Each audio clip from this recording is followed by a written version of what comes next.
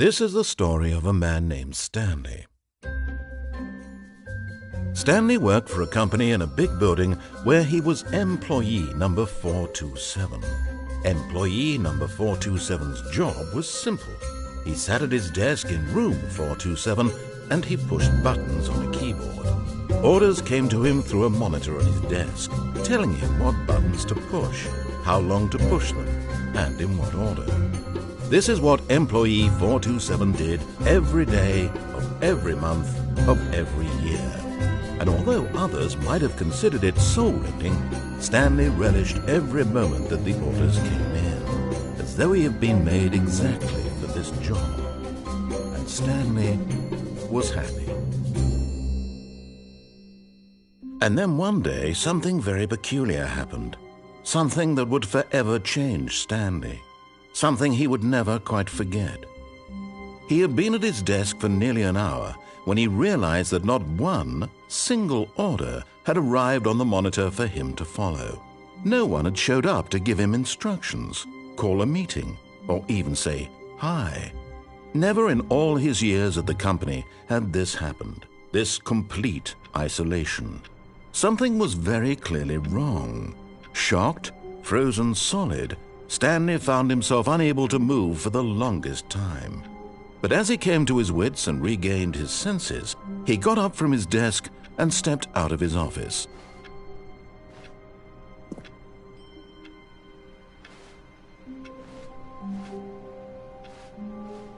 All of his co-workers were gone. What could it mean? Stanley decided to go to the meeting room. Perhaps he had simply missed a memo.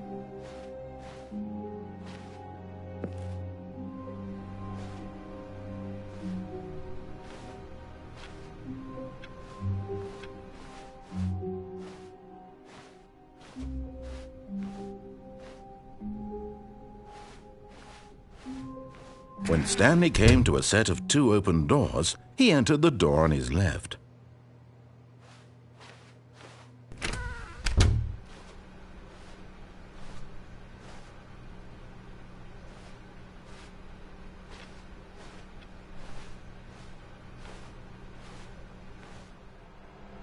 Yet there was not a single person here either. Feeling a wave of disbelief, Stanley decided to go up to his boss's office, hoping he might find an answer there.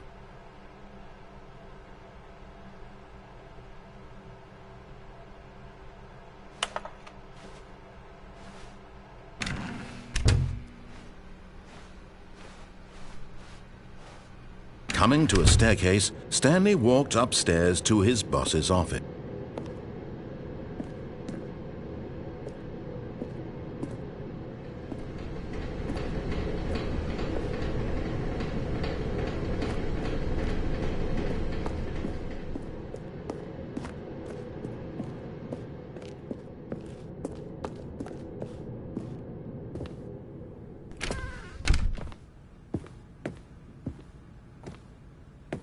Stepping into his manager's office, Stanley was once again stunned to discover not an indication of any human life.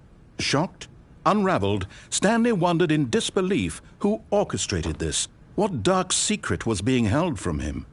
What he could not have known was that the keypad behind the boss's desk guarded the terrible truth that his boss had been keeping from him, and so the boss had assigned it an extra secret PIN number, 2845.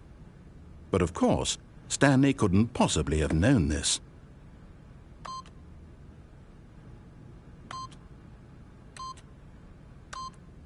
Yet incredibly, by simply pushing random buttons on the keypad, Stanley happened to input the correct code by sheer luck. Amazing! He stepped into the newly opened passageway.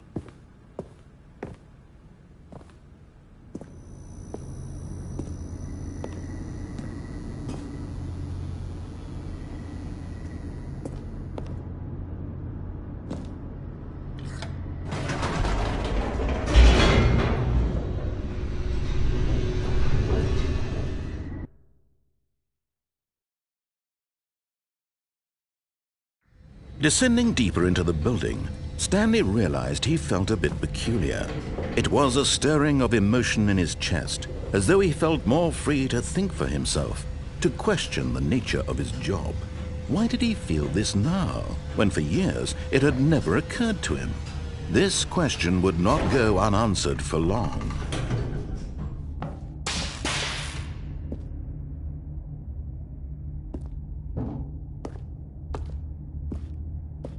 Stanley walked straight ahead through the large door that read Mind Control Facility.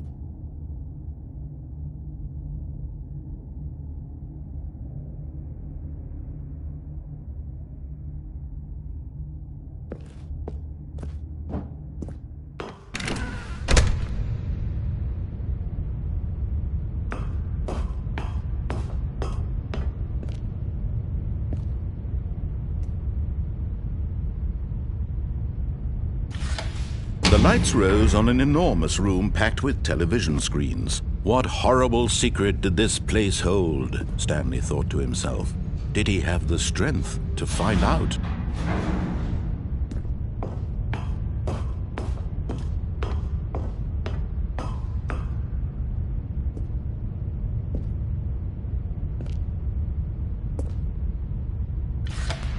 Now the monitors jumped to life, their true nature revealed.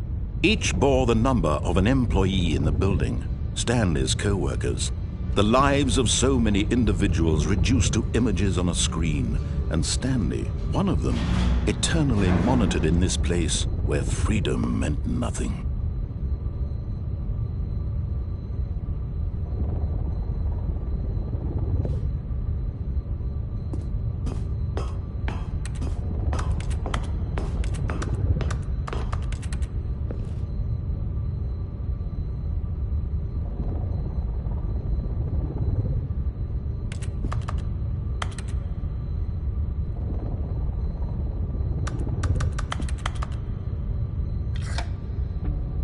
This mind control facility, it was too horrible to believe. It couldn't be true.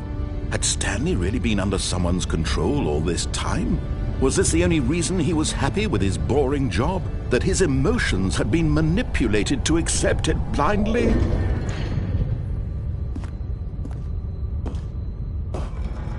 No, he refused to believe it. He couldn't accept it. His own life in someone else's control? Never! It was unthinkable, wasn't it? Was it even possible? Had he truly spent his entire life utterly blind to the world?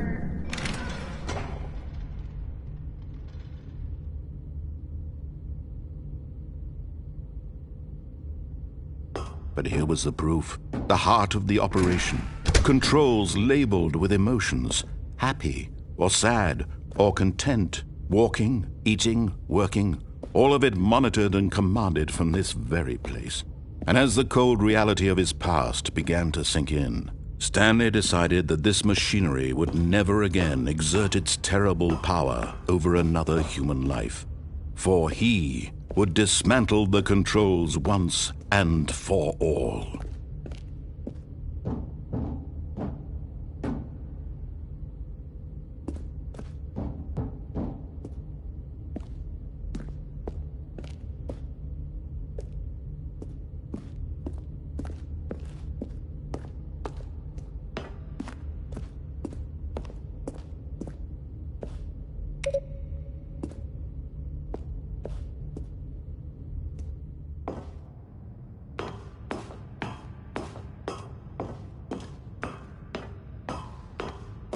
And when at last he found the source of the room's power, he knew it was his duty, his obligation, to put an end to this horrible place and to everything it stood for.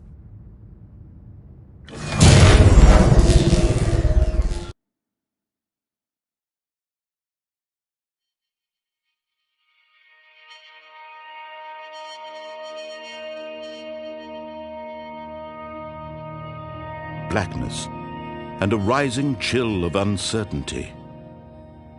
Was it over? Yes!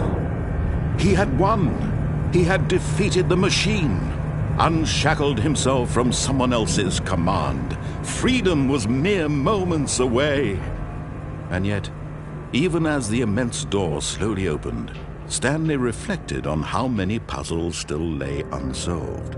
Where had his co-workers gone? How had he been freed from the machine's grasp? What other mysteries did this strange building hold?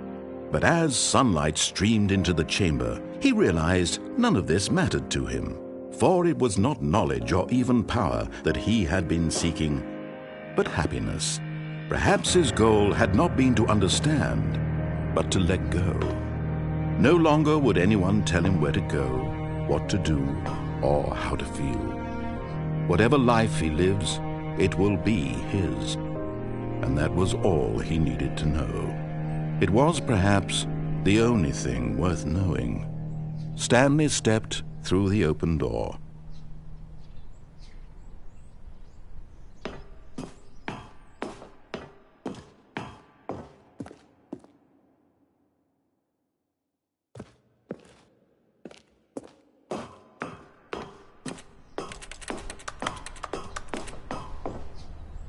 Stanley felt the cool breeze upon his skin, the feeling of liberation, the immense possibility of the new path before him.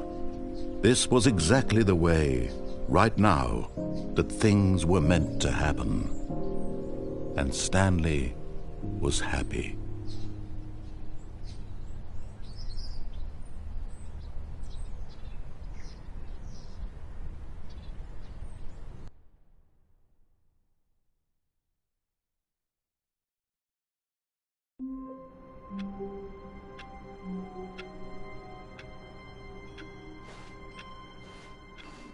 All of his co-workers were gone. What could it mean? Stanley decided to go to the meeting room. Perhaps he had simply missed a memo.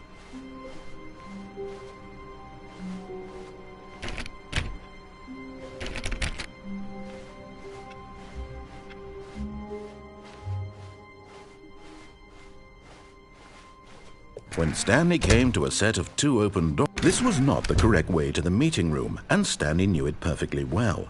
Perhaps he wanted to stop by the employee lounge first, just to admire it.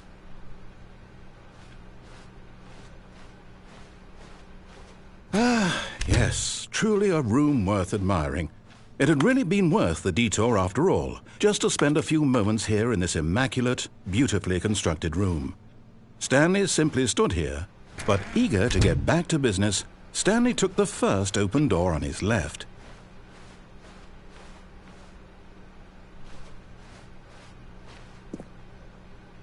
Stanley was so bad at following directions, it's incredible he wasn't fired years ago.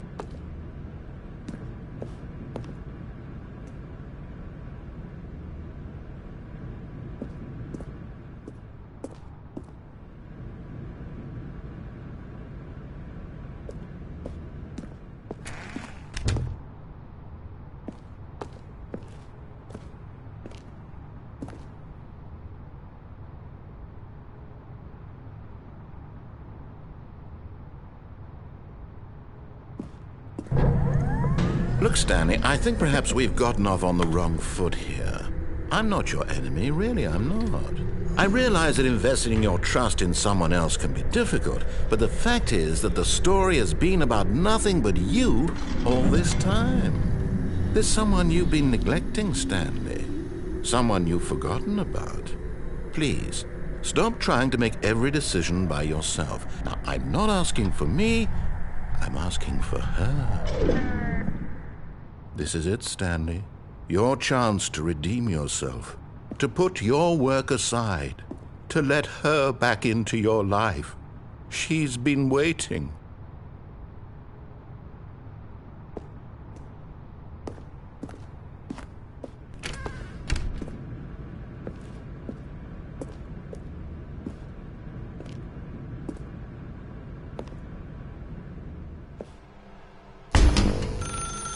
That's her, Stanley. You need to be the one to do this, to reach out to her. If you can truly place your faith in another, then pick up the phone.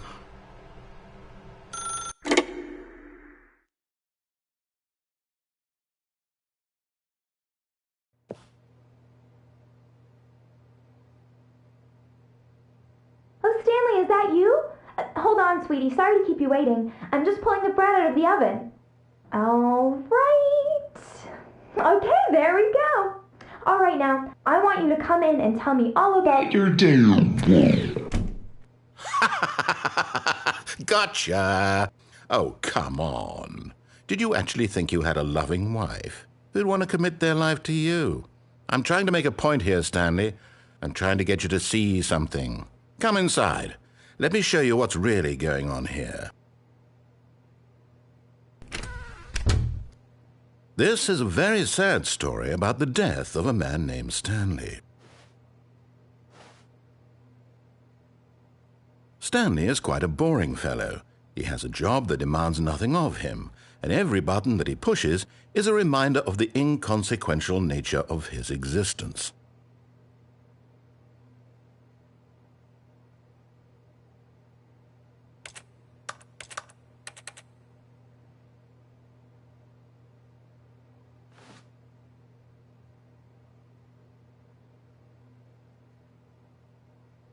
Look at him there, pushing buttons, doing exactly what he's told to do.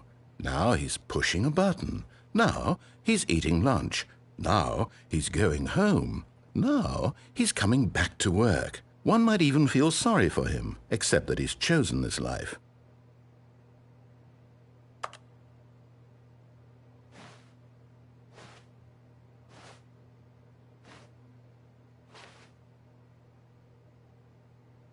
But in his mind, in his mind he can go on fantastic adventures. From behind his desk, Stanley dreamed of wild expeditions into the unknown, fantastic discoveries of new lands. It was wonderful, and each day that he returned to work was a reminder that none of it would ever happen to him.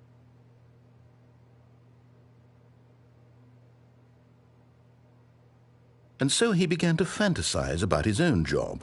First, he imagined that one day while at work, he stepped up from his desk to realize that all of his co-workers, his boss, everyone in the building had suddenly vanished off the face of the earth. The thought excited him terribly. So he went further. He imagined that he came to 2 open doors and that he could go through either.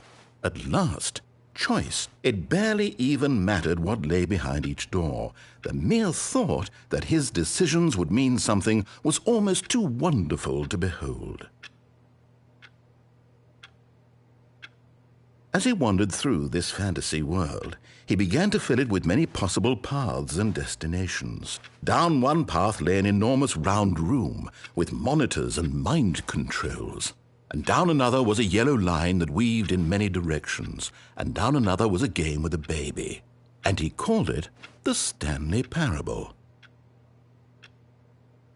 It was such a wonderful fantasy, and so in his head he relived it again, and then again, and again, over and over, wishing beyond hope that it would never end, that he might always feel this free. Surely there's an answer down some new path, mustn't there be? Perhaps if he played just one more time. But there is no answer. How could there possibly be? In reality, all he's doing is pushing the same buttons he always has. Nothing has changed. The longer he spends here, the more invested he gets, the more he forgets which life is the real one. And I'm trying to tell him this. That in this world he can never be anything but an observer, that as long as he remains here, he's slowly killing himself. But he won't listen to me. He won't stop. Here, watch this. Stanley, the next time the screen asks you to push a button, do not do it.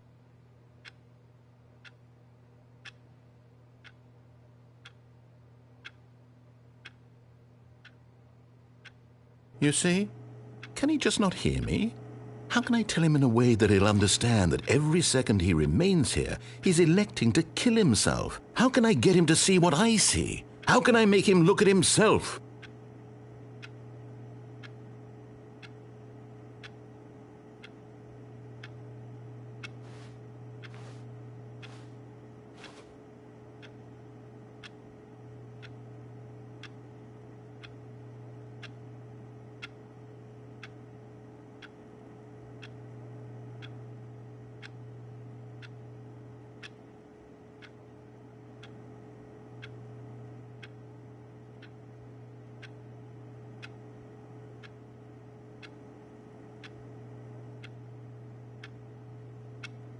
I suppose I can't, not in the way I want him to. But I don't make the rules. I simply play to my intended purpose, the same as Stanley.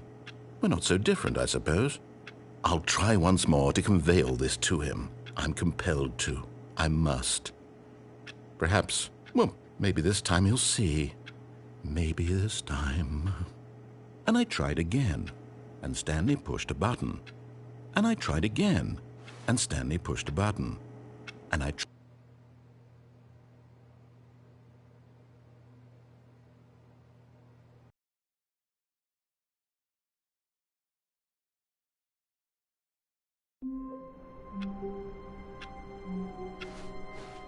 All of his co-workers were gone. What could it mean? Stanley decided to go to the meeting room. Perhaps he had simply missed a memo.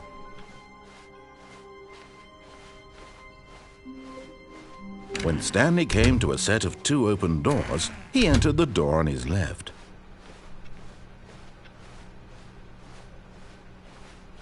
Yet there was not a single person here either. Feeling a wave of disbelief, Stanley decided to go up to his boss's office, hoping he might find an answer there. Coming to a staircase, Stanley walked upstairs to his boss's office. But Stanley just couldn't do it. He considered the possibility of facing his boss. Admitting he had left his post during work hours, he might be fired for that.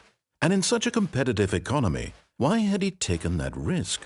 All because he believed everyone had vanished? His boss would think he was crazy. And then something occurred to Stanley. Maybe, he thought to himself, maybe I am crazy. All of my co-workers blinking mysteriously out of existence in a single moment for no reason at all? None of it made any logical sense. And as Stanley pondered this, he began to make other strange observations. For example, why couldn't he see his feet when he looked down? Why did doors close automatically behind him wherever he went? And for that matter, these rooms were starting to look pretty familiar. Were they simply repeating? No, Stanley said to himself, this is all too strange. This can't be real. And at last, he came to the conclusion that had been on the tip of his tongue. He just hadn't found the words for it. I'm dreaming, he yelled. This is all a dream. Oh, what a relief Stanley felt to have finally found an answer, an explanation. His co-workers weren't actually gone. He wasn't going to lose his job. He wasn't crazy after all. And he thought to himself, I suppose I'll wake up soon. I'll have to go back to my boring real-life job pushing buttons. I may as well enjoy this while I'm still lucid. So he imagined himself flying and began to gently float above the ground. Then he imagined himself soaring through space on a magical starfield, and it too appeared. It was so much fun, and Stanley marveled that he had still not woken up. How was he remaining so lucid? And then perhaps the strangest question of them all entered Stanley's head. One he was amazed he hadn't asked himself sooner.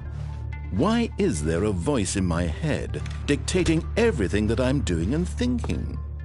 Now the voice was describing itself being considered by Stanley, who found it particularly strange. I'm dreaming about a voice describing me, thinking about how it's describing my thoughts, he thought. And while he thought it all very odd and wondered if this voice spoke to all people in their dreams, the truth was that, of course, this was not a dream. How could it be? Was Stanley simply deceiving himself, believing that if he's asleep, he doesn't have to take responsibility for himself? Stanley is as awake right now as he's ever been in his life.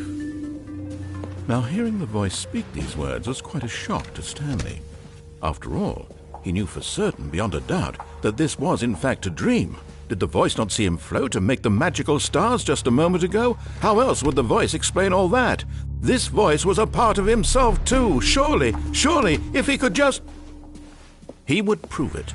He would prove that he was in control, that this was a dream. So he closed his eyes gently, and he invited himself to wake up. He felt the cool weight of the blanket on his skin, the press of the mattress on his back, the fresh air of a world outside this one. Let me wake up, he thought to himself. I'm through with this dream. I wish it to be over. Let me go back to my job. Let me continue pushing the buttons. Please, it's all I want. I want my apartment, and my wife, and my job. All I want is my life exactly the way it's always been. My life is normal. I am normal. Everything will be fine. I am okay.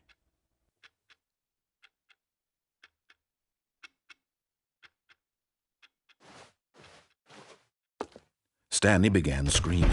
Please, someone, wake me up. My name is Stanley. I have a boss. I have an office. I am real. Please, just someone tell me I am real. I must be real. I must be. Can anyone hear my voice? Who am I? Who am I? And everything went black.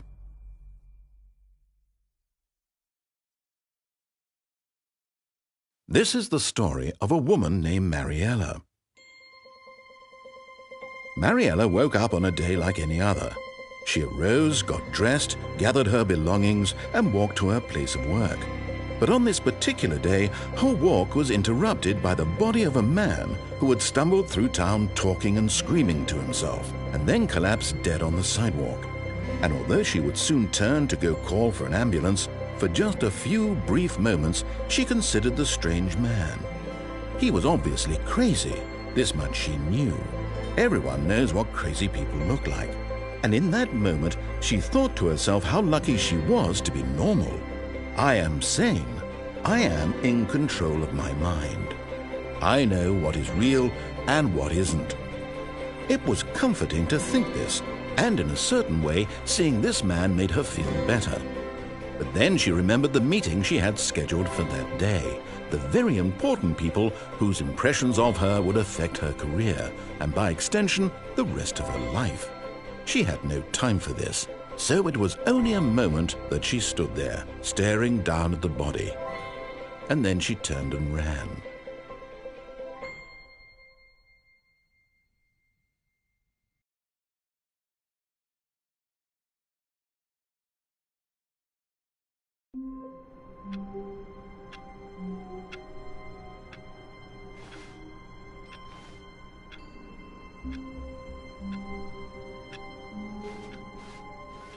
All of his co-workers were gone.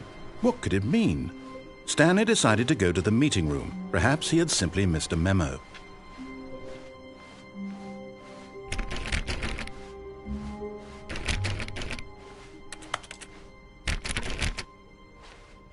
When Stanley came to a set of 2 open doors, he entered the door on his left.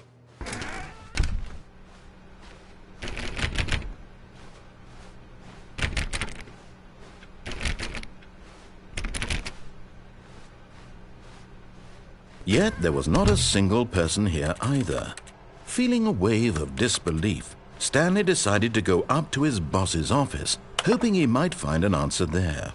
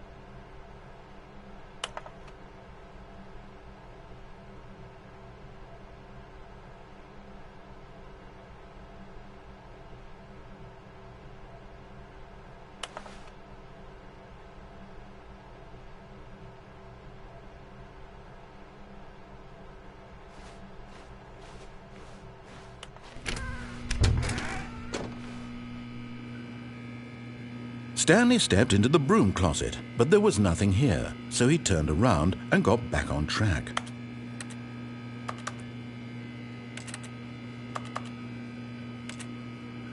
There was nothing here.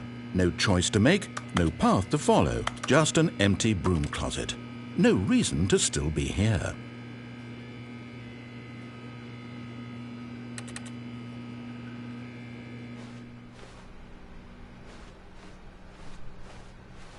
Coming to a staircase, Stanley walked upstairs to his boss's office.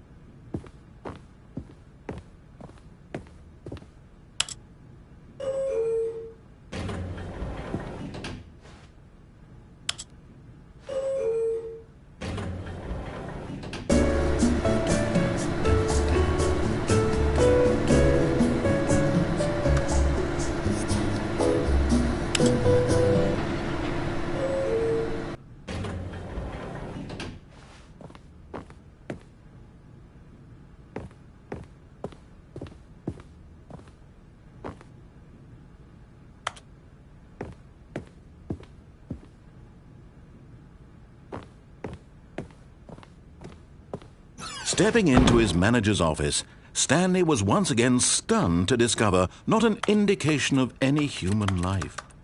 What could it mean? Stanley wondered aloud to nobody. He began wildly tearing through papers on the boss's desk, pulling books off the shelf, looking behind paintings, desperate for clues to his situation.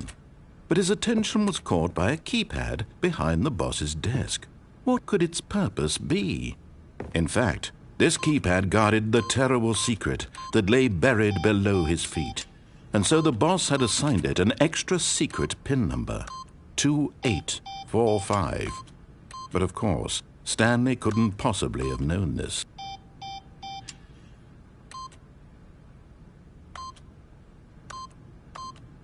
Yet incredibly, by simply pushing random buttons on the keypad, Stanley happened to input the correct code by sheer luck. Amazing! He stepped into the newly opened passageway.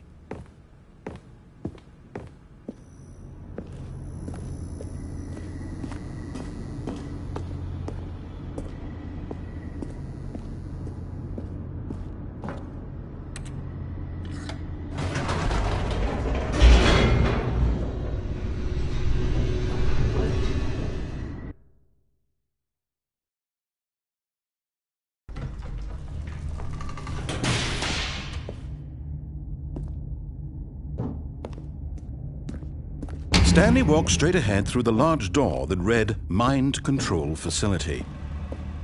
Although this passageway had the word escape written on it, the truth was that at the end of this hall, Stanley would meet his violent death.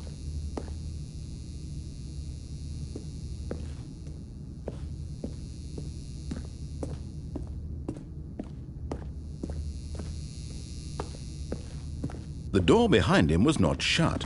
Stanley still had every opportunity to turn around and get back on track. At this point, Stanley was making a conscious, concerted effort to walk forward and willingly confront his death.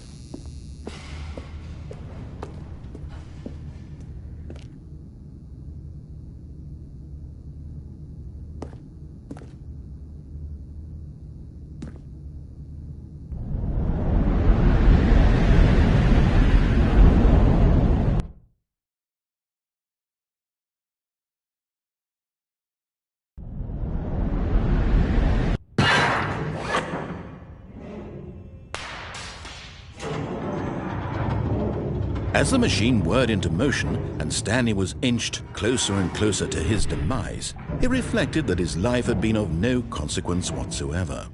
Stanley can't see the bigger picture. He doesn't know the real story, trapped forever in his narrow vision of what this world is. Perhaps his death was of no great loss, like plucking the eyeballs from a blind man. And so he resigned and willingly accepted this violent end to his brief and shallow life. Farewell, Stanley.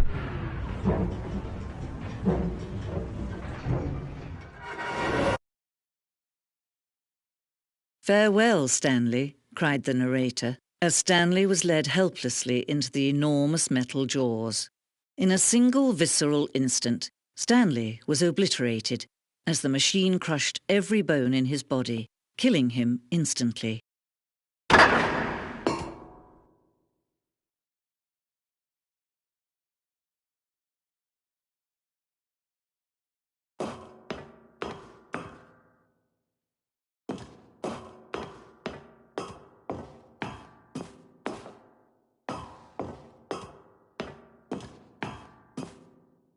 And yet it would be just a few minutes before Stanley would restart the game, back in his office, as alive as ever. What exactly did the narrator think he was going to accomplish?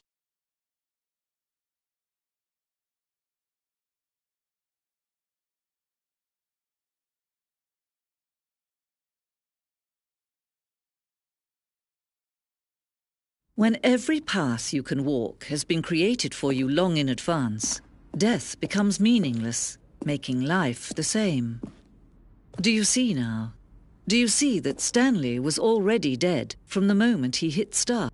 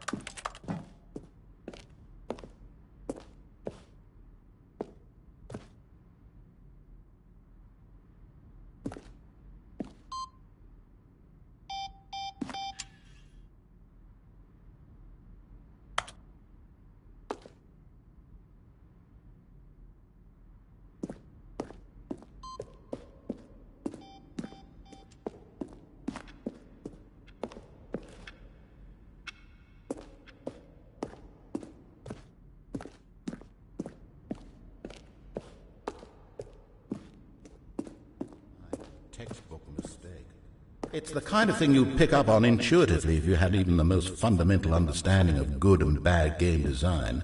But of course, you being you, you'll probably spend the next hour trying to solve it. Here, I'm just going to make this easy on you. Stanley pushed the big red button.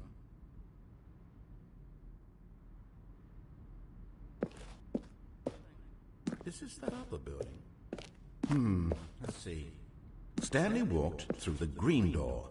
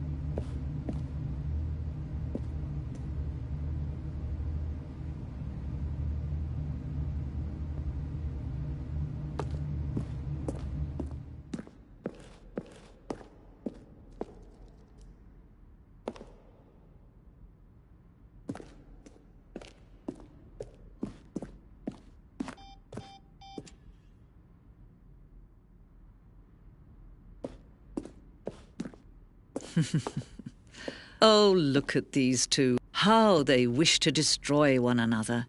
How they wish to control one another. How they both wish to be free.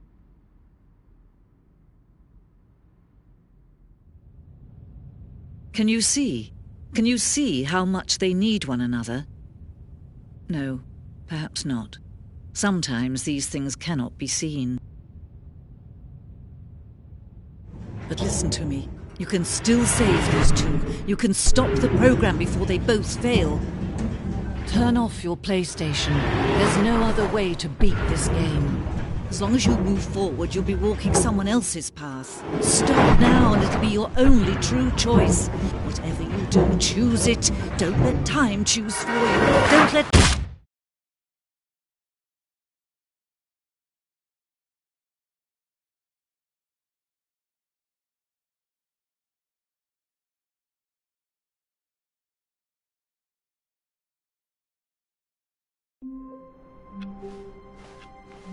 Even now, Stanley's office was a distant memory. What did it look like? There was a computer, perhaps, and a painting. Was it a painting or a photo? He could no longer recall.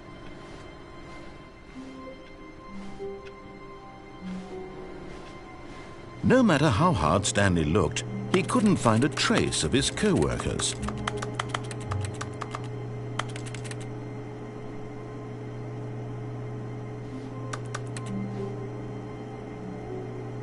Stanley went around touching every little thing in the office, but it didn't make a single difference, nor did it advance the story in any way.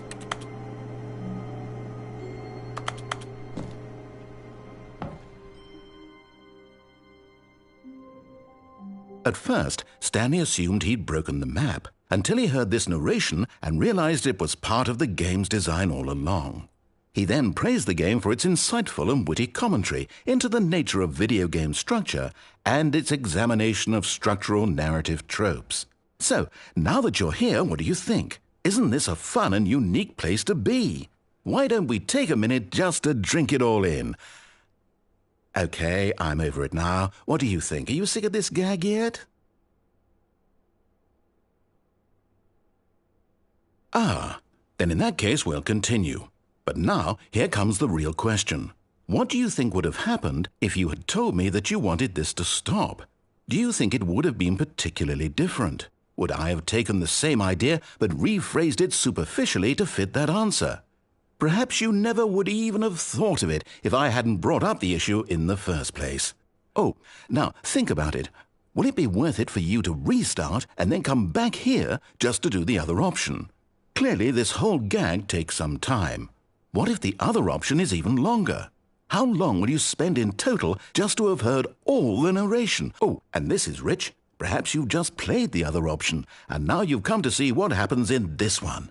So, what do you think? Which choice was the better one? Imagine if you had selected Continue on your first playthrough, how tantalizing it would be not knowing what happens when you pick the other option. Indeed, you are one of the lucky ones, though if the other option is really miserable to listen to, then perhaps you're not. In fact, I'm just going to say that no one who's listening to this is lucky. Well now, I've built up the other options so much that I'm going to stop talking and leave you to your decision whether to come back here, continue with the game, or just sit in this spot forever and ever. Cheers.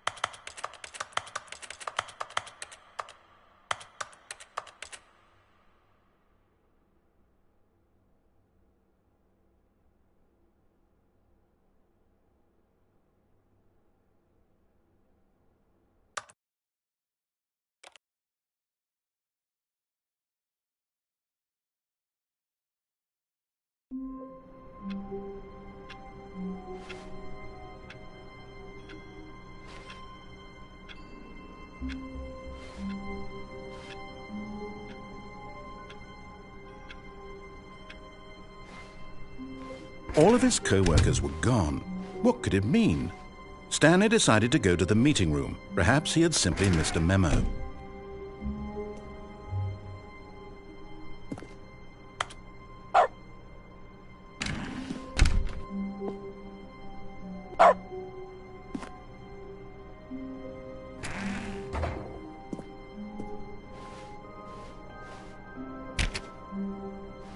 Stanley went around touching every little thing in the office, but it didn't make a single difference, nor did it advance the story in any way.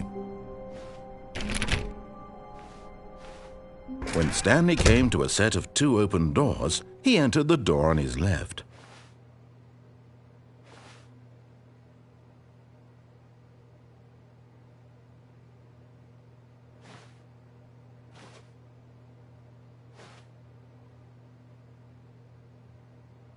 This was not the correct way to the meeting room, and Stanley knew it perfectly well.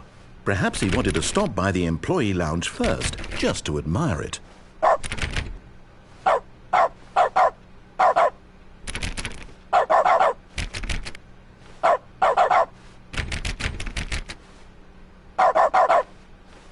Wow, yes, this room.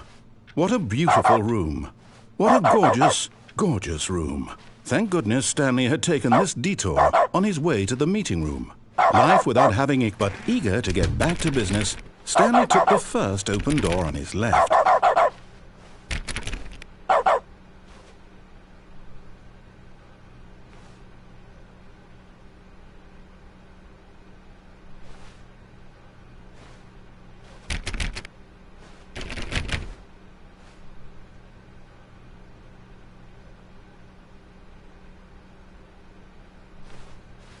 Stanley was so bad at following directions, it's incredible he wasn't fired years ago.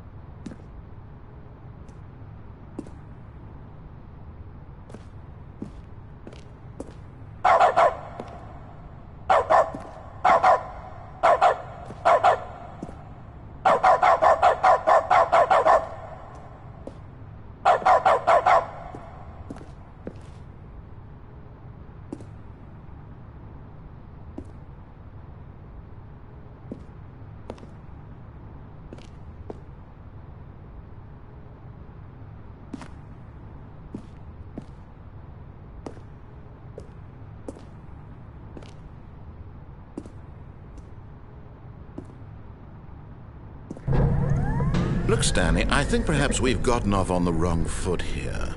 I'm not your enemy, really, I'm not. I realize that investing your trust in someone else can be difficult, but the fact is that the story has been about nothing but you all this time. There's someone you've been neglecting, Stanley. What? Really? I was in the middle of something. Do you have zero consideration for others? Are you that convinced that I want something bad to happen to you? Why, I don't know how to convince you of this, but I really do want to help you, to show you something beautiful. Look, let me prove it. Let me prove that I'm on your side. Give me a chance.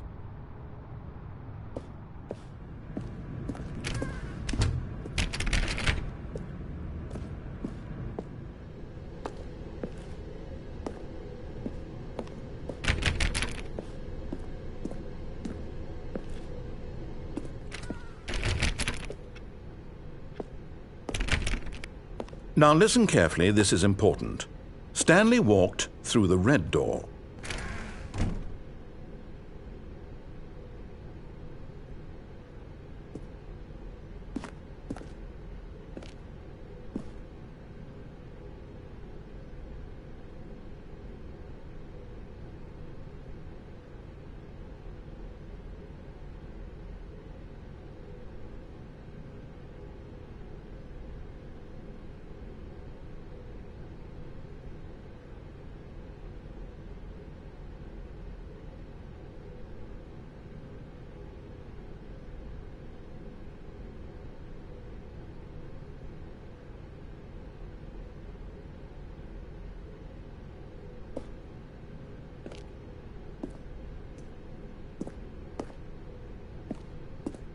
Oh, thank God you are willing to listen to me. Do you see that I really have wanted you to be happy all this time? The problem is all these choices. The two of us always trying to get somewhere that isn't here. Running and running and running, just the way you're doing right now.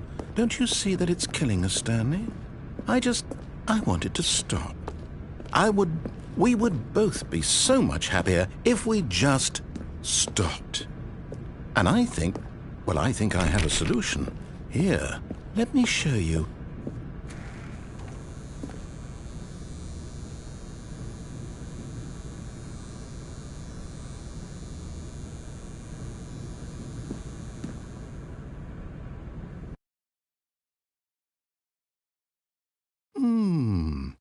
What do we want? What are we looking for? Here. Yes. Oh, it's beautiful, isn't it? If we just stay right here, right in this moment with this place, Stanley, I think I feel happy. I actually feel happy.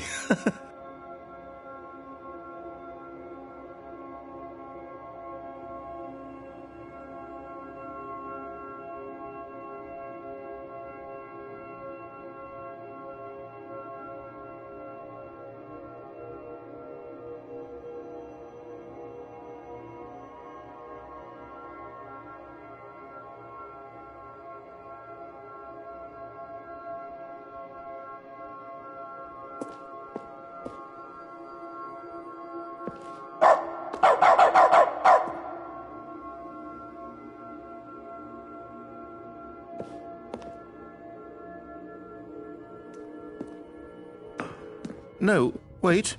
Where are you going? Oh, no. Stay away from those stairs. If you hurt yourself, if you die, the game will reset. We'll lose all of this. Please, no, Stanley, let me stay here. Don't take this from me. Please, Stanley, think about what you're doing. No! Oh, thank God you lived. You had me worried there. No, what are you doing, Stanley? Please, I'm asking you not to take this away from me. I can't go back to what I was before. If you die, we'll both go back. Why are you doing this? Stanley, let's go back to the other room. Can you do that for me? My God, Is this really how much you dislike my game? That you'll throw yourself from this platform over and over to be rid of it? You are literally willing to kill yourself to keep me from being happy. Am I reading the situation correctly?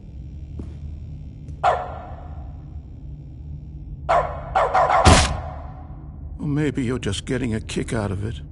I don't know anymore. I just wanted us to get along.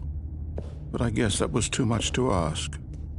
It looks like you wanted to make a choice after all. Well, this one is yours.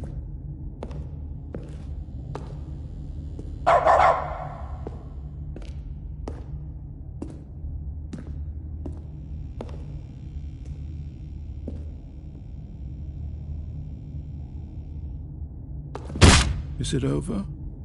It's going to restart, isn't it? I'm going back.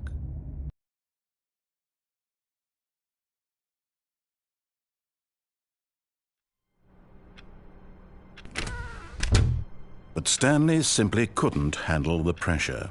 What if he had to make a decision? What if a crucial outcome fell under his responsibility? He had never been trained for that. No. This couldn't go any way except badly. The thing to do now, Stanley thought to himself, is to wait. Nothing will hurt me. Nothing will break me. In here I can be happy forever. I will be happy. Stanley waited. Hours passed, then days. Had years gone by? He no longer had the ability to tell. But the one thing he knew for sure, beyond any doubt, was that if he waited long enough, the answers would come. Eventually, someday, they would arrive. Soon, very soon now, this will end. He will be spoken to. He will be told what to do. Now it's just a little bit closer. Now it's even closer. Here it comes.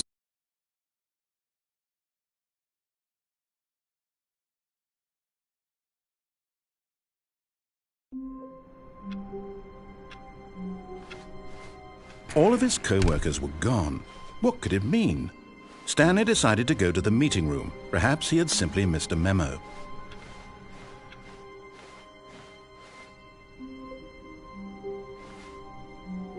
Oh, new content? What does that mean, new content?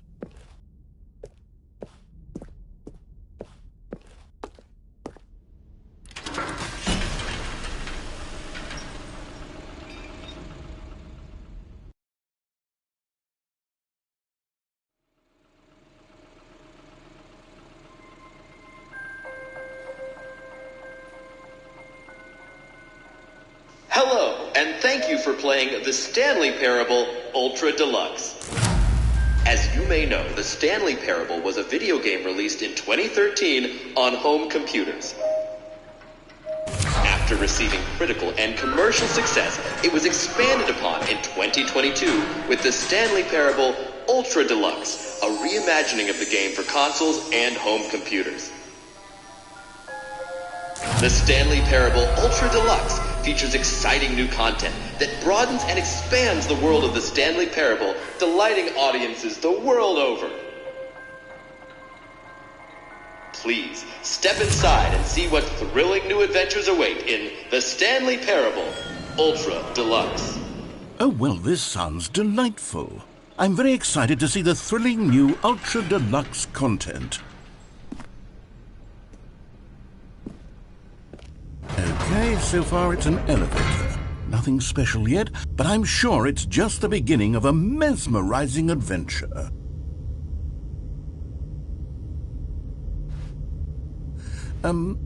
Is it broken? What's going on here? Should we be moving somewhere or...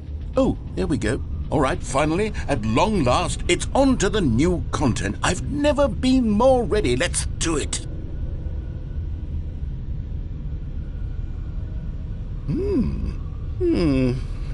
I have to say, initial impressions of Stanley Parable Ultra Deluxe, mostly tedious. It's as if the... Oh, okay. Let's see the content. Give me the content, Stanley.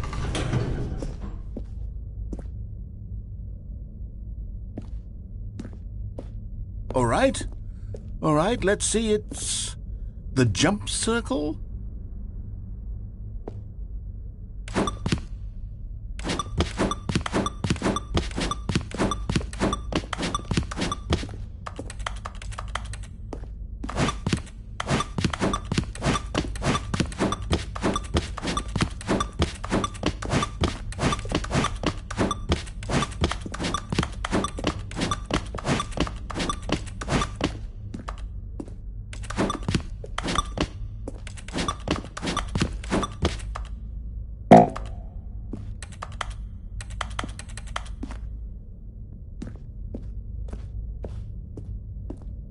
Is that it?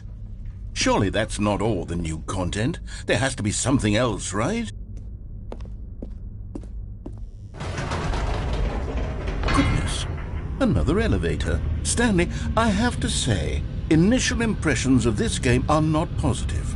It's just elevators and jumping. Is this what passes for exciting new content? If this is new content, then I could just read you the whole dictionary. There's 20 hours of new content right there. Hell, I could count to 30 trillion. You could put that on the box. The Stanley Parable Ultra Deluxe, now with over 1,000 hours of new content. And, oh wait, there's more. Very good. Yes. I knew there had to be something else. Let's see it. I'm ready for whatever it is.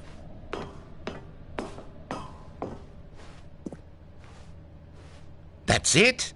Oh, you've got to be kidding me. You see, Stanley? This is what happens when greedy video game developers with no respect for their fan base rush a cheap expansion to market for no reason other than to make an easy dollar. And don't get me started on the level of craftsmanship that's gone into it. In fact, I'm looking right now at the game's trophies, and it's hard to believe one of them actually says, "Test trophy, please ignore." What quality assurance department signed off on this? I'm infuriated and I'm offended, and I intend to find these people on Twitter and hold them personally accountable. It's my fault, Stanley. I built up too much anticipation around the new content, I'm afraid. It could never have lived up to such expectations. If you're still with me, why don't we just reset the game, and we'll try to get back to what the Stanley Parable is really about. No frills, no gimmicks, just you and me having a great time together like always. What do you say, friend?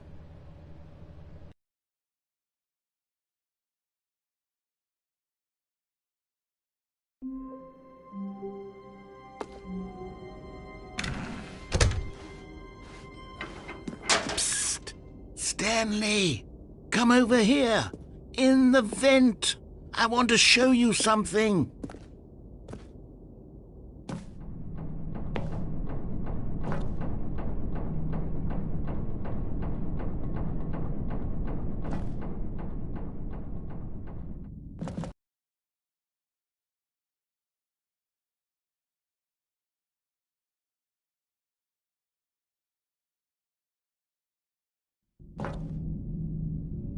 Okay, you remember how cheap and unsatisfying the new Ultra Deluxe content turned out to be? Well, it got me thinking about the past and how much better the Stanley Parable used to be. So I made something special and tucked it away here where the game's developers won't find it. Just our little secret. Take a look.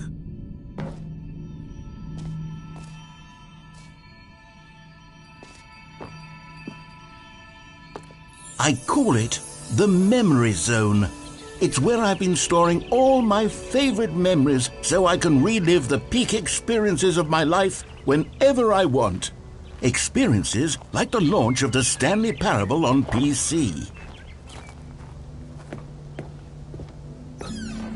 You see, Stanley, doesn't the Memory Zone remind you of how wonderful Stanley Parable was before it was sullied with a cheap PlayStation port? Remember back in October of 2013, when the game originally launched? Back then, video games had integrity. Back then, it all meant something. Oh, the waste.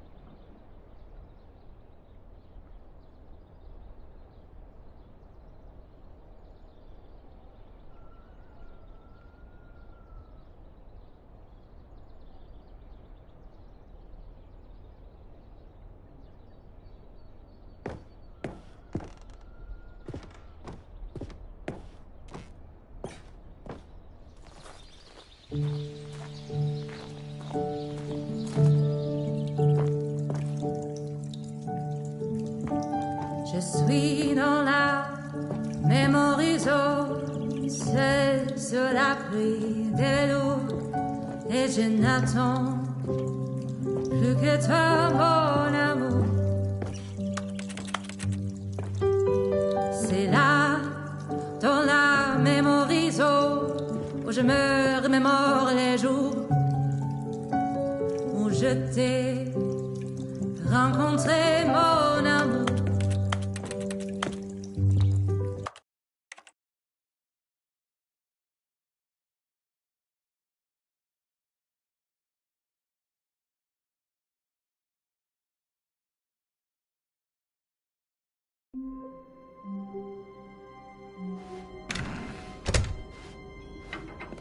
Psst! Stanley! Come over here! In the vent! I want to show you something!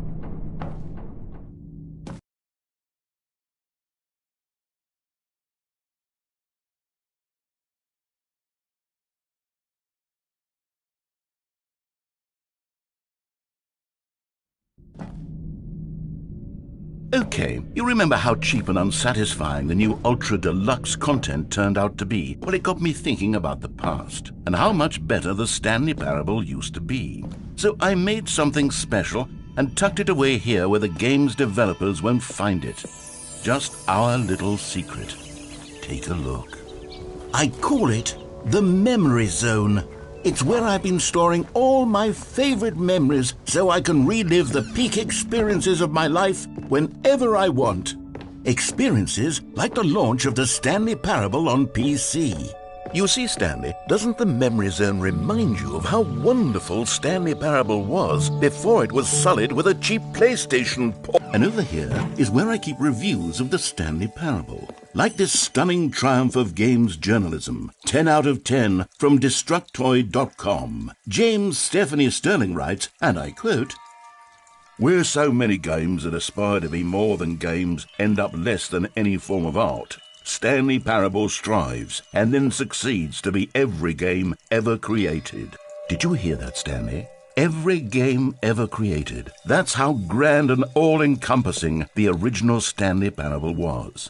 It was literally every game ever created. It was Skyrim, it was Persona 3, it was all of them, and now it's nothing. It's no games at all.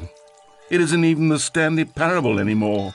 It's just a husk now, a lifeless husk with an hour of new elevator content.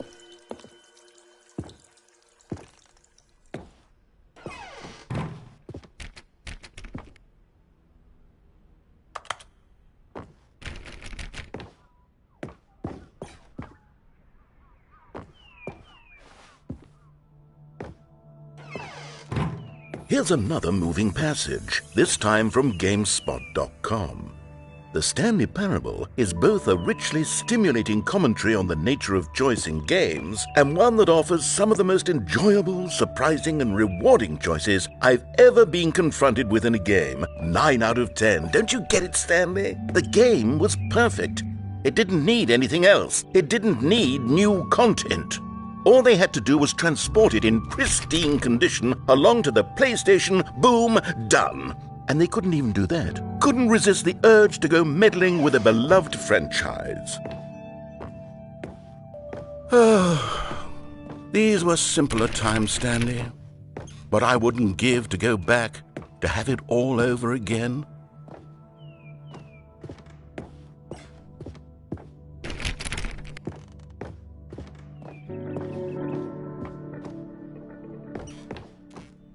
Wait, hang on. I don't recall this part of the Memory Zone before. What's this? What's down here? Oh no, oh God, no, Stanley. It's a collection of reviews from Pressurized Gas, the extremely popular online storefront for computer games. I haven't looked at these in years. I can't even imagine what's been collecting down here. Surely these reviews were glowing as well, weren't they?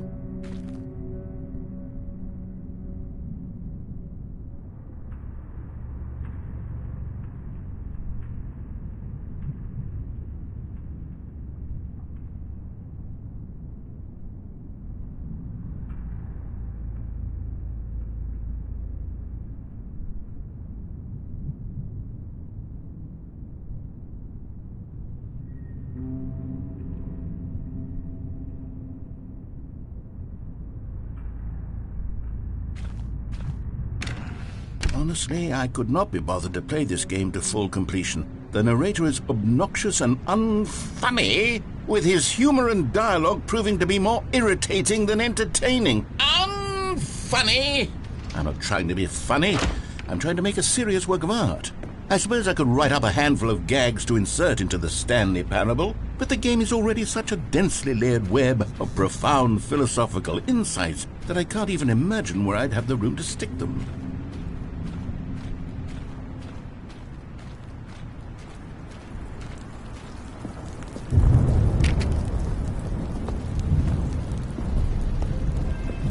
Okay, let's see what this one says. While the idea for the game is good, for someone who prefers non-linear games, this preachiness gets annoying fast. Preachy? Stanley? I'm not preachy, am I? You can tell me if I'm preachy. Honestly, you can. Oh, goodness. This is actually quite shocking for me.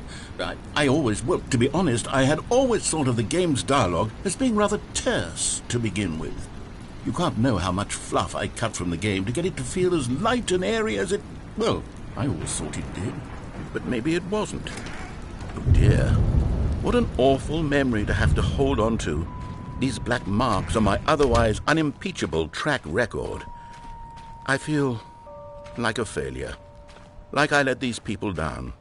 Perhaps the Stanley Parable isn't quite as sterling as I always remembered. What's this one got to say? You constantly have to stop doing anything so the narrator can catch up with his long-winded explanations of what's happening. I wish there was a skip button. A skip button? Well, yes. Yes, I think we can do that. If I'm truly too preachy, then maybe letting you skip ahead for just a moment, surely it couldn't hurt. Not if it means we can strike these negative reviews from the record. Only positive reviews of the Stanley Parable. That's my motto today, and it's always been my motto. I'd do anything for the customer, Stanley. Yes, a skip button we shall have.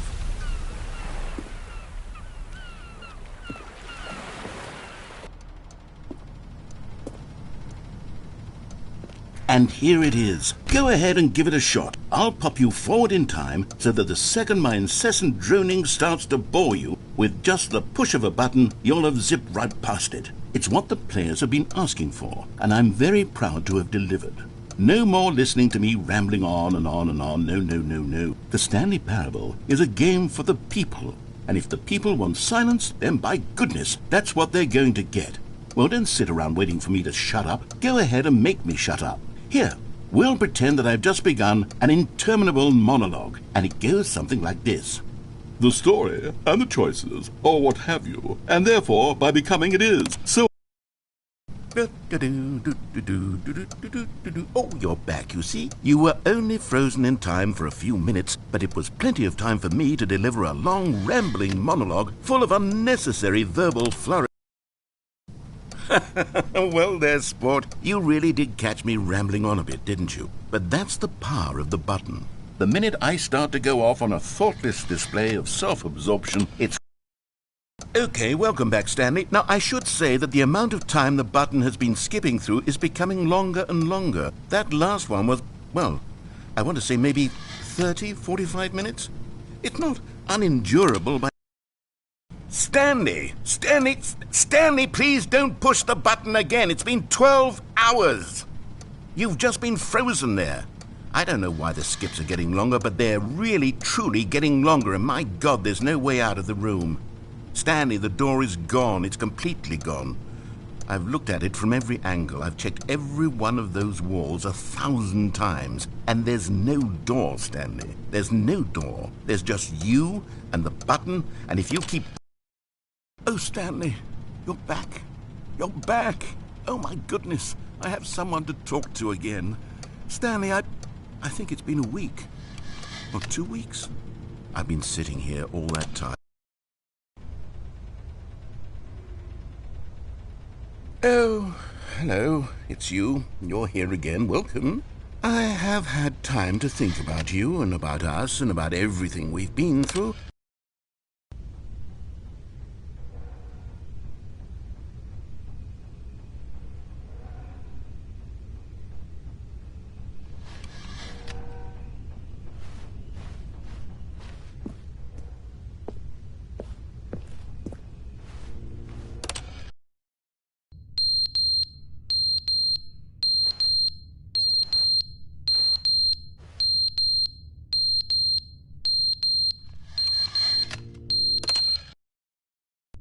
But they didn't understand the game was never meant to be funny. It was meant to have a point. It was meant to speak to the human condition. But where are the jokes? Where are the jokes? They bemoaned, they screamed, they gnashed their teeth.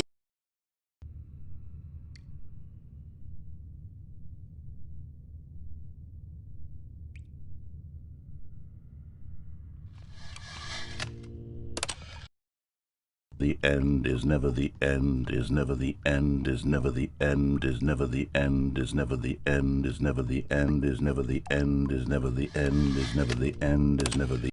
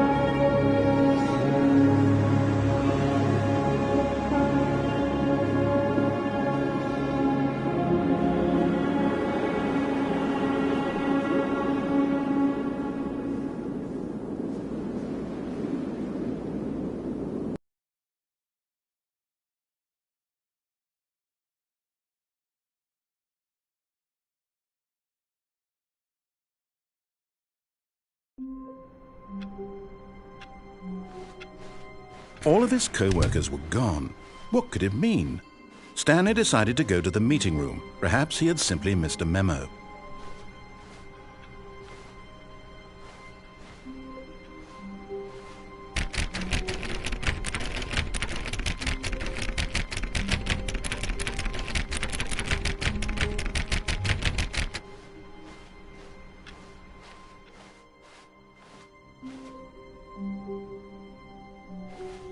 Oh, good. You notice my sign. Yes, I have something very exciting to show you.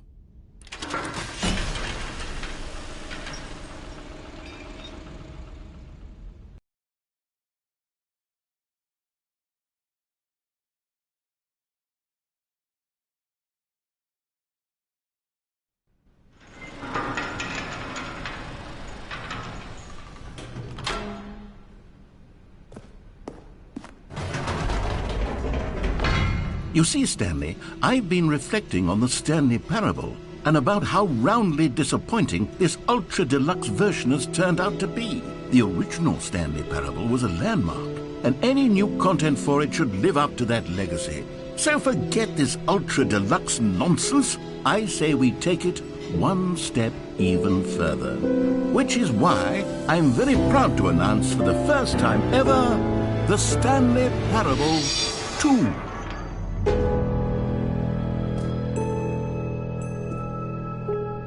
Yes, you see, isn't this far superior to a measly port with a few minor additions? Think of all the new territory we'll cover with a fully fledged sequel. An entirely new experience, built from the ground up. Why, there are so many possibilities. It could go in so many different directions. This is what fans have truly been asking for.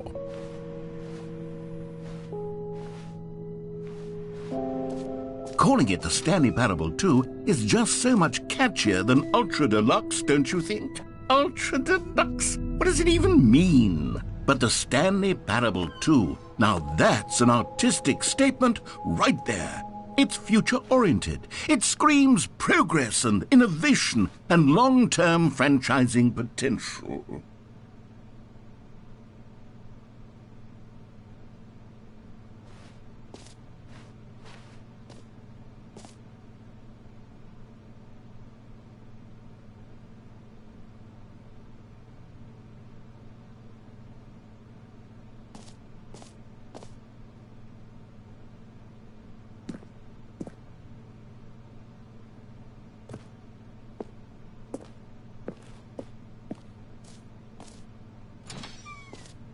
Now, to be clear, I haven't quite nailed down what exactly the Stanley Parable 2 is going to be, but let's take a look at some of the features I've been developing for it.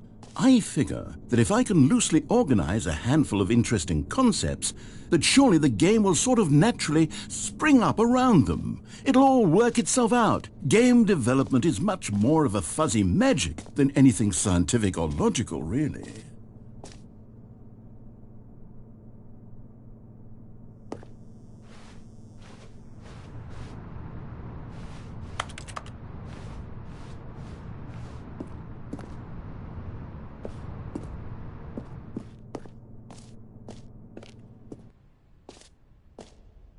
Here we are. Go on, try out some of the new features.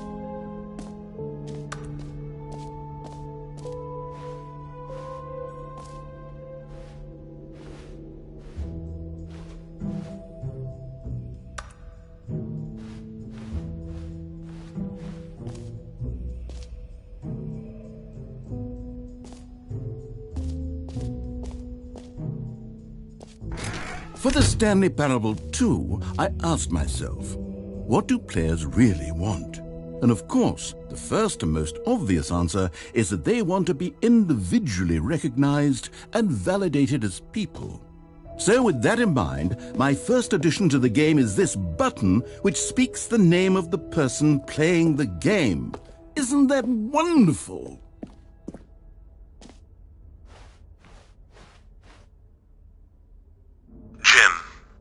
Sorry, I should have clarified. Right now, the button only says the name Jim. But of course, in the final game, this button will say your name, whatever name that is. Here, let's have you role-play as Jim to really simulate the full experience of this feature. Just play along. I promise you'll love it. Okay, here we go. Let's take a deep breath, clear your mind, forget whoever you are, and simply become a person named Jim. Jim. Whoa, hold on. I wasn't finished setting up the backstory. If you don't properly roleplay as Jim, then you'll never understand the impact of this button. Otherwise, it's just a stupid button that says somebody else's name. Okay, we're doing it again, and this time let me finish first. Now, allow yourself to become Jim. Imagine yourself driving to work as Jim, playing frisbee on the weekends as Jim, staying up all night for a popcorn. Jim. All right, fine, whatever. It's just a meaningless button that says Jim. Are you happy now? Get out of here. I'm done with this button. Why don't you go humiliate me in front of a different feature that I worked very hard on?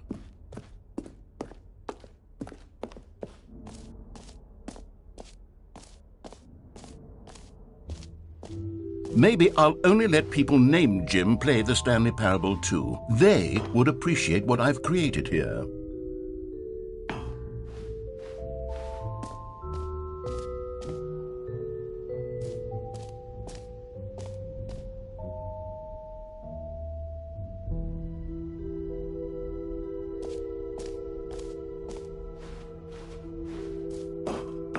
An epilogue would be fun, wouldn't it, Stanley? Yes, it would go at the end of the, well, we'll figure that out later.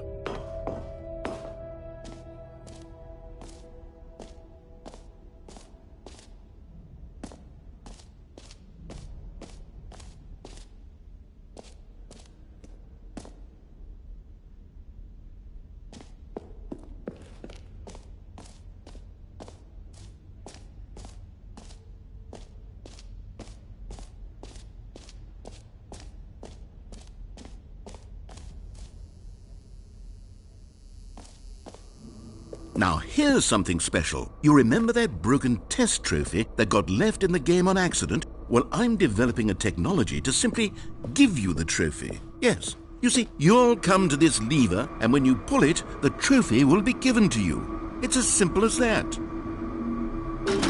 Okay, perhaps I should have clarified. This is technology that will exist. Right now, the trophy is still fully broken. I'm not a wizard, Stanley, but I guarantee it will be fixed in the sequel to at last satisfy the hordes of ravenous fans all over the world who have been uproariously demanding this feature. Gamers, we hear you, and I promise it will happen.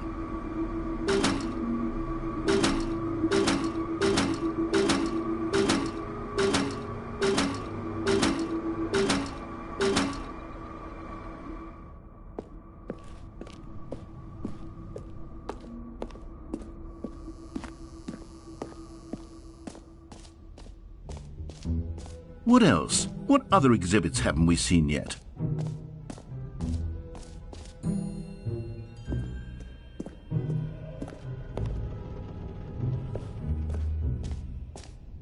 Ah, collectibles.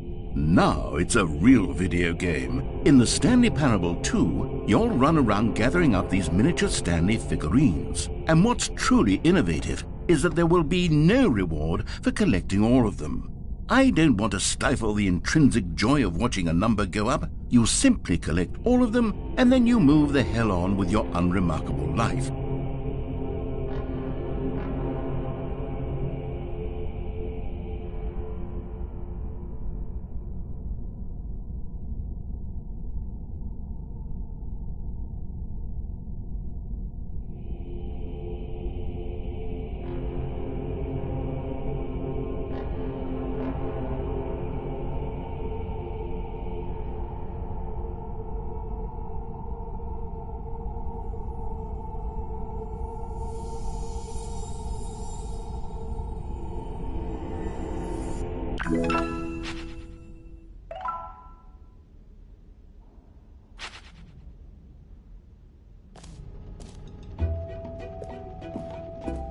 God, it really is the worst when you collect everything in a video game and then they give you a big fancy reward for it. Absolutely.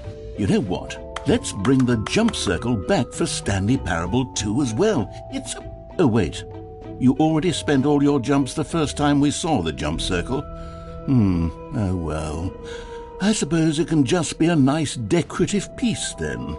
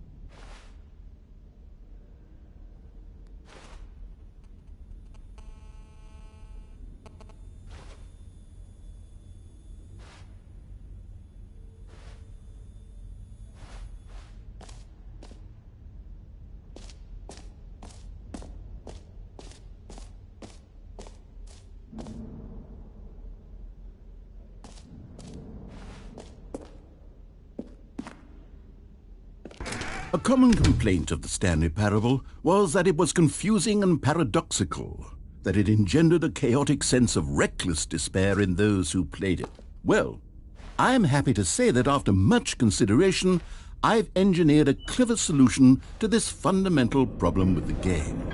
It's the Stanley Parable Reassurance Bucket. You see, Stanley, anytime you're holding the bucket, a sense of calm and ease will fill your mind and your heart. It's true. As long as you hold on to the bucket, the many disorienting contradictions of the Stanley Parable will feel perfectly normal and perhaps even comforting. You may even come to long for the gentle embrace of jarring cognitive dissonance while the bucket is in your arms. And to be honest, it's a much more convenient solution for me than actually redesigning the game to be less uncomfortable. Can you imagine what a pain in the ass that would be? Yes, The bucket is the perfect solution. Come on, give it a try.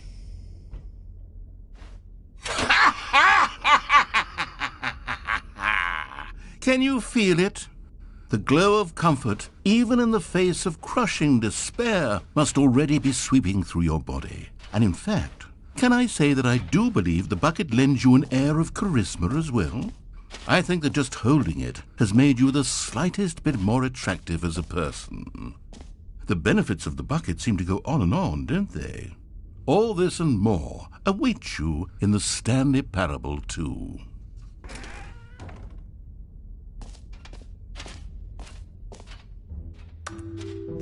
Does anyone give out awards for most enjoyable bucket in a video game?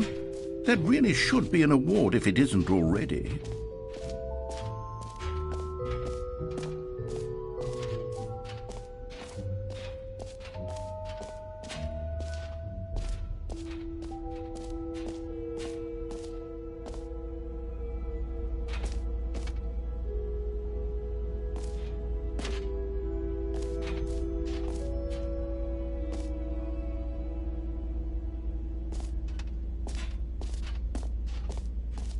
Stanley, here's an idea that I'm truly fond of. It's never been done before in a video game. This is, in fact, a hole that you can fall down forever. That's right. Infinite falling. You can fall until the end of time, if you like. A stunning leap forward for video games as a medium.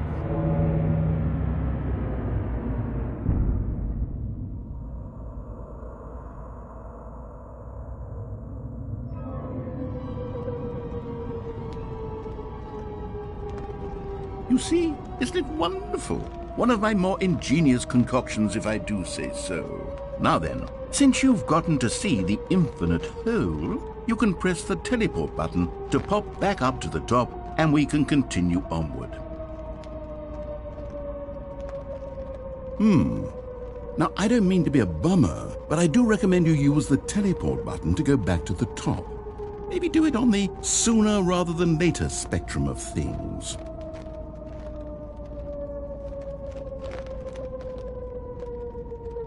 Okay, Stanley, I don't know quite how to say this tactfully, but it's possible that I slightly exaggerated the infinite nature of the hole.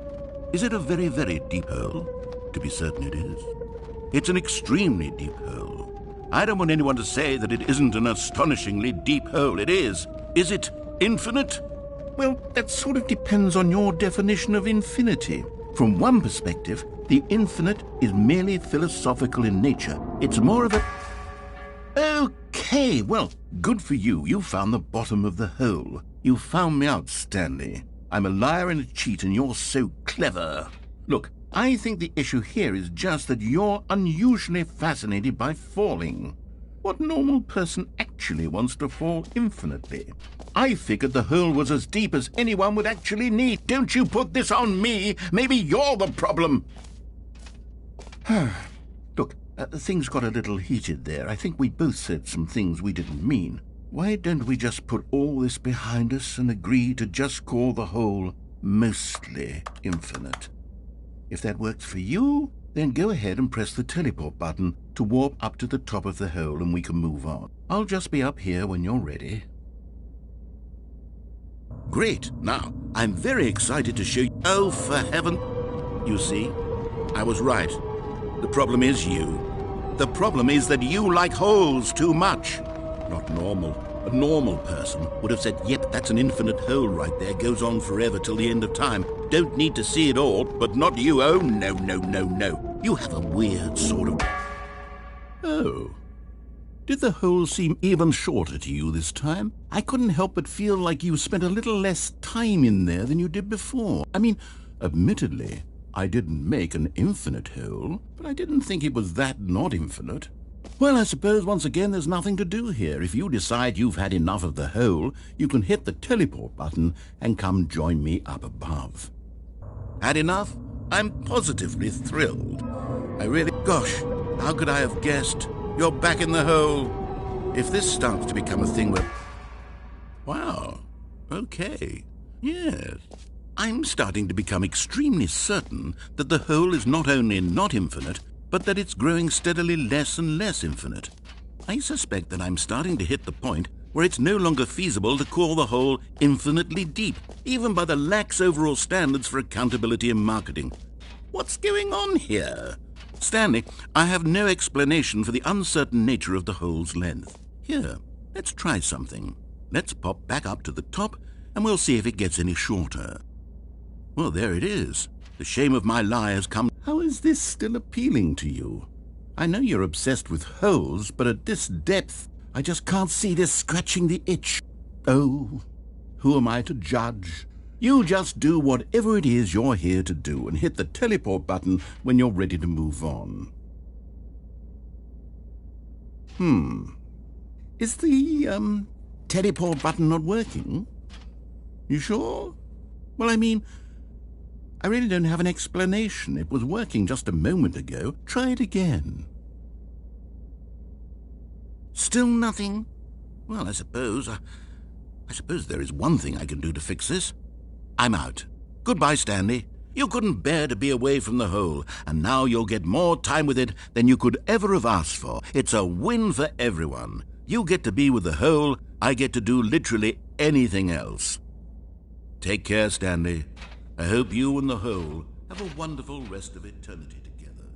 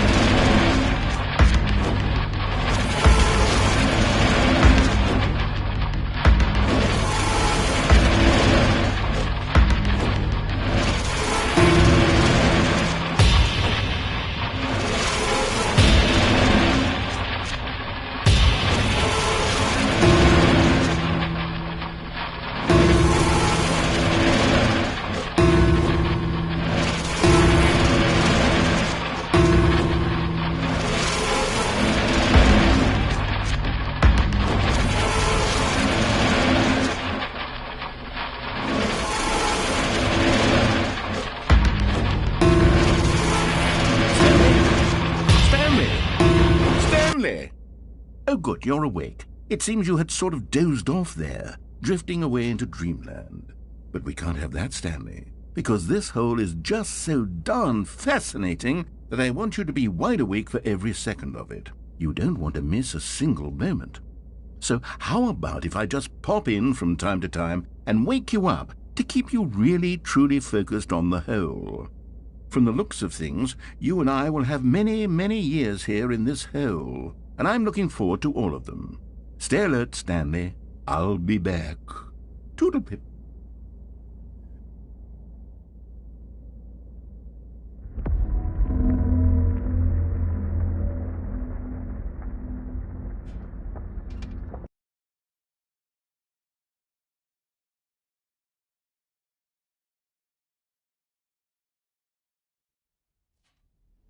Here we are. Go on, try out some of the new features.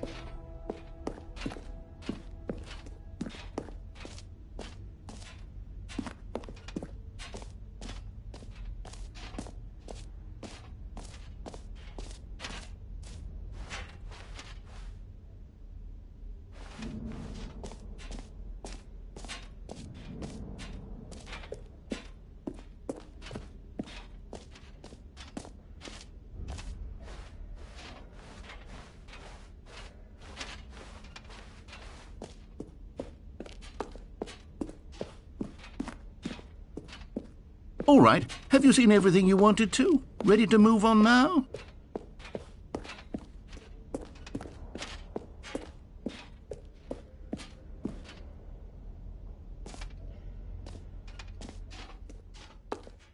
So, Stanley, what do you think? Do you like all of the new features? Yes, I know it's not exactly clear yet how exactly these features will come together as one single coherent video game, but I can feel it in my soul.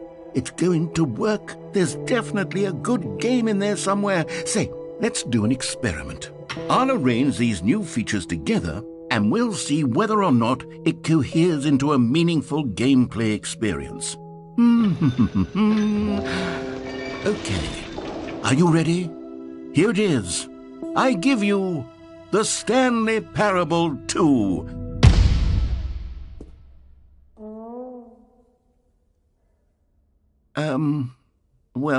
I mean, there's potential here, right? It's sort of... Okay, never mind.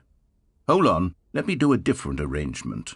Okay, yes, this is much better. I feel good about this. Here we go. Version 2. Who am I kidding, Stanley? This isn't a coherent video game at all. It's a lot of gags. And I do very much enjoy creating gags, but they don't add up to anything. I wanted more than anything to create a sequel that would capture all the magic of the first game. I wanted fans to love it. No matter how good these gags are, they won't stand on their own. They would need the structure and the gameplay of the original. Wait, maybe that's it. I can take the original Stanley Parable and simply, well, insert a few of my new features into it. Tastefully, of course. With respect. With care for the vision and integrity of the original game. Would it possibly work? I suppose it could. But it would need a really, really tremendous title screen. A title screen that says with bold and uncompromising conviction, "This is the Stanley Parable 2. Let me see if I can whip something up. All right, perfect. Go ahead. Take a look.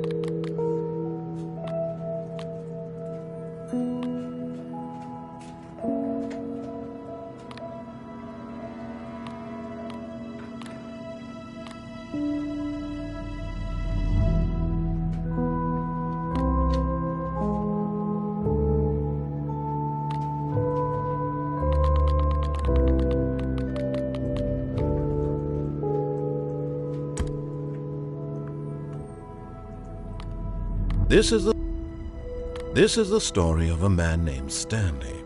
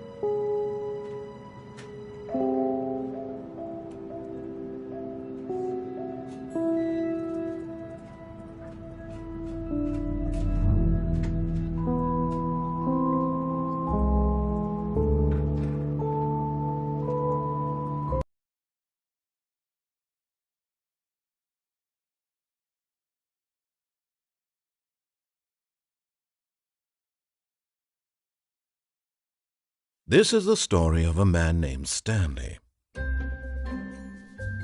Stanley worked for a company in a big building where he was employee number 427.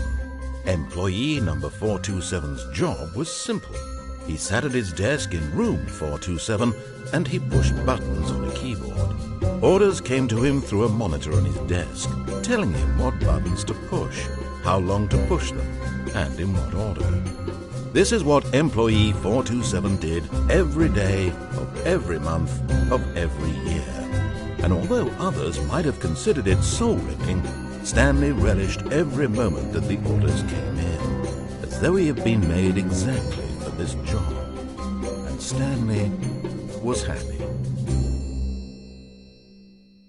And then one day, something very peculiar happened. Something that would forever change Stanley. Something he would never quite forget. He had been at his desk for nearly an hour when he realized that not one single order had arrived on the monitor for him to follow. No one had showed up to give him instructions, call a meeting, or even say hi. Never in all his years at the company had this happened, this complete isolation. Something was very clearly wrong. Shocked, frozen solid, Stanley found himself unable to move for the longest time. But as he came to his wits and regained his senses, he got up from his desk and stepped out of his office. All of his co-workers were gone. What could it mean? Stanley decided to go to the meeting room. Perhaps he had simply missed a memo. Stanley picked up the bucket.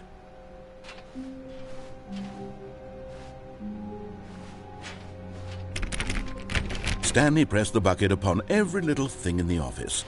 Nothing responded to the bucket's touch, but it did little to discourage Stanley's belief in the magic of the bucket.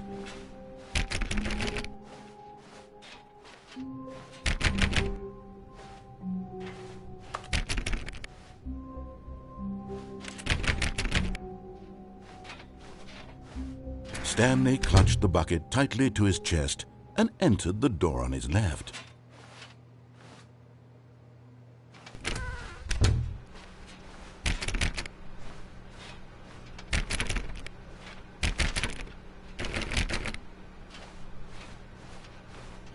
Still no one was here. Stanley needed the bucket's warmth and comfort now more than ever. Perhaps his boss's office was where he'd find answers. Oh, Stanley, can you feel it?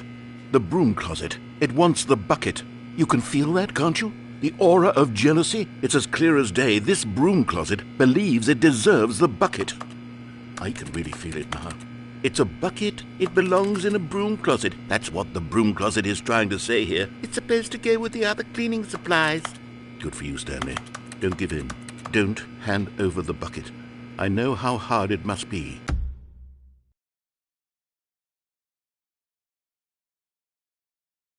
Given the pressure that the broom closet is putting on your shoulders right now, but you have to be strong.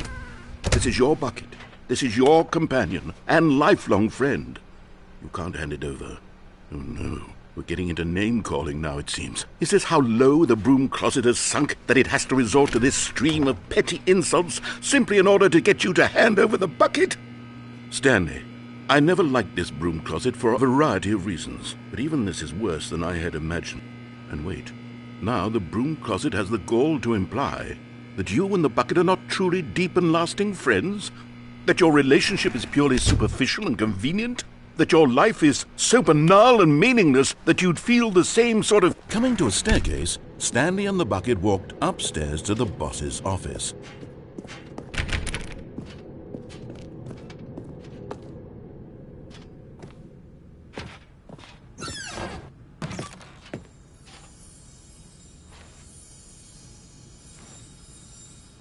You found one of them. One of the miniature Stanley figurines. Remember, no reward for collecting all of these, only the intrinsic pleasure of a job well done.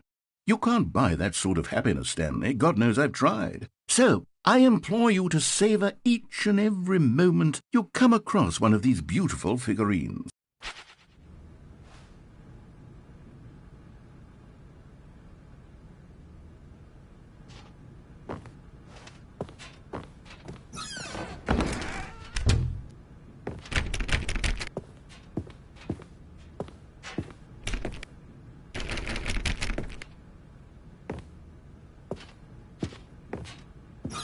Stepping into his manager's office, Stanley was once again stunned to discover not an indication of any human life. Crushed by the weight of this revelation, Stanley may have broken down into an emotional dumpster fire if not for the soothing presence of the bucket. Even now, in his darkest of hours, did the bucket's warmth and guiding light pierce the dark clouds of confusion and chaos. It would be with him always. The bucket would, and he knew it. The two of them were inseparable. At this point, Stanley was so absorbed in the tender spiritual connection he shared with the bucket that he didn't notice the keypad, but Stanley guessed the correct code by sheer luck. Was it that the bucket knew all along? Was the bucket guiding him? Yes, this is certainly the most logical explanation.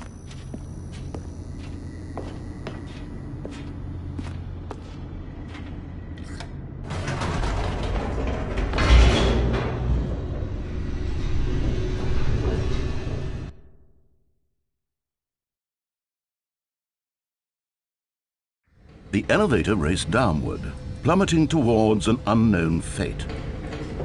It would be all Stanley could do to keep himself together, if not for the bucket. Soothing him, comforting